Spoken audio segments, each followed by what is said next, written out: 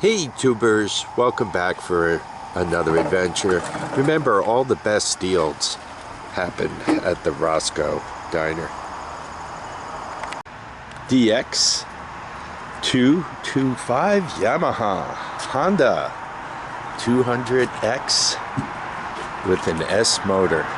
Gotta love it, the best of the best.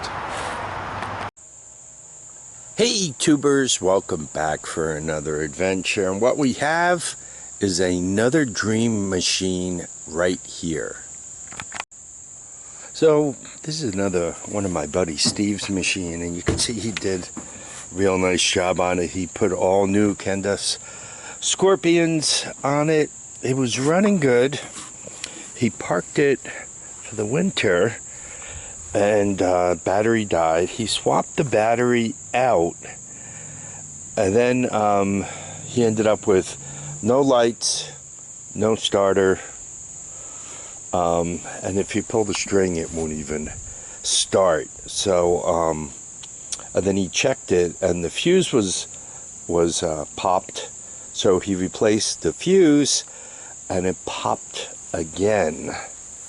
So he figured he'd give me a shot at it and we can make a video to figure out what's wrong with it.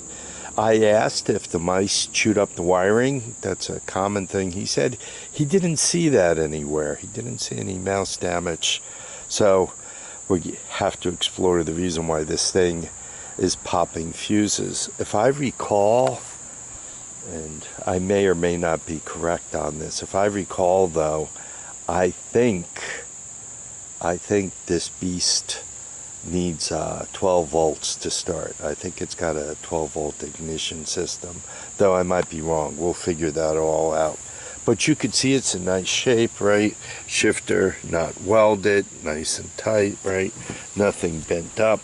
The plastic, other than being a little faded, is about flawless, right? Nothing cracked. Once again, nothing bent, battered. It's really this. These are the machines that if you could get them and you could take care of them, you really want to. They don't make them anymore. This thing's about 40 years old and it's just wonderful. About the 225, they came up with this. It competed somewhat with the 250 SX and the 200X on the Honda side. I had a friend that had one of these when I was a kid. I used to ride it. Has a nice ride to it, nice soft ride. Strong, capable, fast. Good machine, really good machine. Anyway, why no spark? Why no lights? Why fuse go pop? Let's start out with a quick check on the oil. I know it sounds ridiculous, you got no spark, and Harvey checks the oil, right? But you guys can see, not only is it full, it's nice and clean, right? Doesn't appear to be dripping. So that's just one item that could always get you in a little trouble. Might as well get it out of the way. Next, you reach underneath, right about there. You pop the latch for the seat, take it off. I already took the 2 bolts off, then that gets the plastic out of the way. So now a quick look at the wiring. It really looks pretty decent here. I might have to pull the tank off. I mean, even underneath, I'm seeing no indications of my mouse friend. So let's start out testing the battery. Looks like a fresh one. Voltage looks pretty good. And then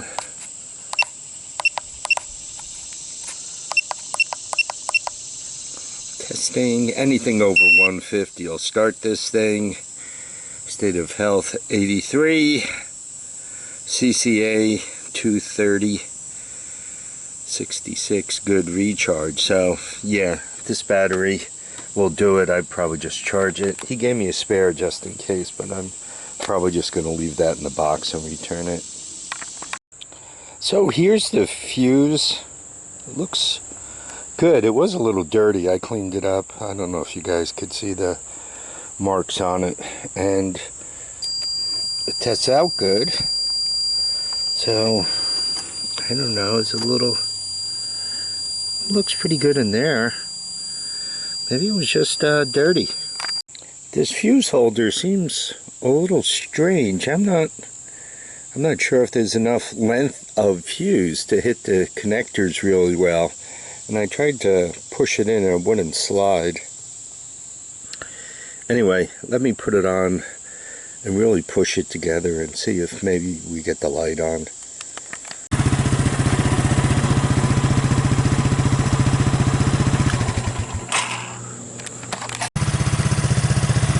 So I trimmed off a little piece of this, which I think will let things move a little tighter together. So we'll see if that helps. It feels like it's seating, but it's not seating great. So hopefully that helps. That felt a lot better when it seated. See if it's happy.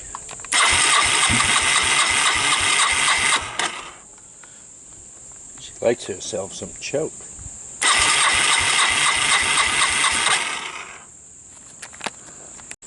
Wow, looks like I fixed this thing and broke it all in the same day. So, you heard me cranking it and she wouldn't fire up. So, you know, I gave it a little hoot of starting fluid to see if that helps. On, all good, and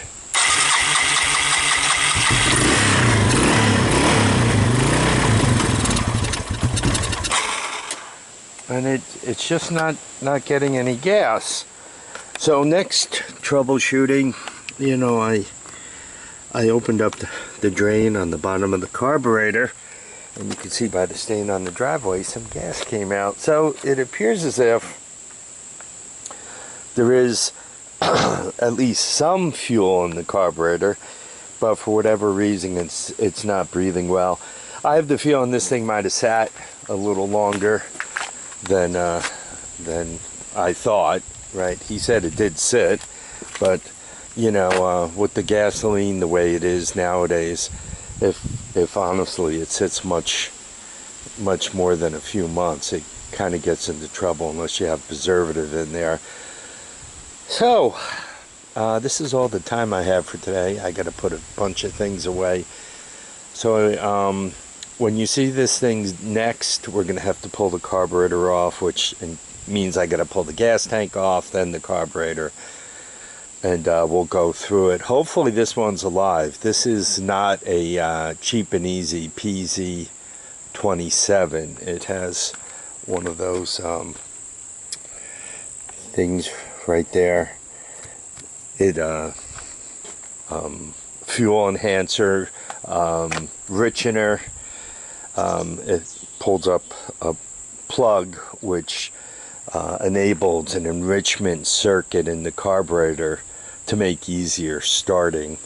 So it doesn't have a flap choke which closes off the vacuum, and then you're pulling more vacuum through the jets through the bottom of the carburetor and getting more fuel that way. So yeah, it looks like the carb's going to have to come off and get some love and attention. You know, you win some, you lose most. This is why I always say, if you have a small shop, if you're fixing these by the hour and somebody's willing to pay you by the hour, you can make some decent money. But if you know, catch up with somebody and says, oh, an electrical problem, I'll tell you what, I'll fix it for $100 plus parts. And you say, okay, your electrical problem's fixed. Yeah, but it doesn't run. Yeah, but I fixed your electrical problem. It's going to be, no. You got to do the carb too. So, good thing I don't do this for any more than fun, eh?